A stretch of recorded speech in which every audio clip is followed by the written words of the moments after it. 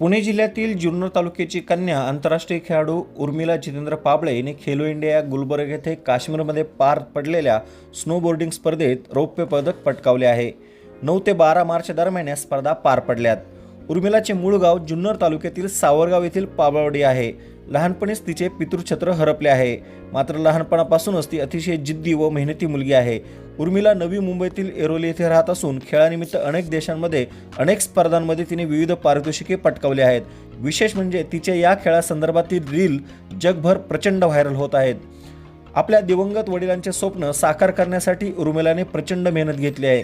जगभर तिची या खेळाद्वारे मोठी प्रसिद्धी झाली असून तिच्या व्हिडिओला मिलियनपेक्षा जास्त व्ह्यूज येत आहेत। जुन्नर तालुक्यासह जगभरातून तिच्या चाहत्यांचा या यशासाठी शुभेच्छांचा वर्षाव होत आहे। यासाठी उपमुख्यमंत्री एकनाथ शिंदे यांनी शुभेच्छा दिल्या आहेत।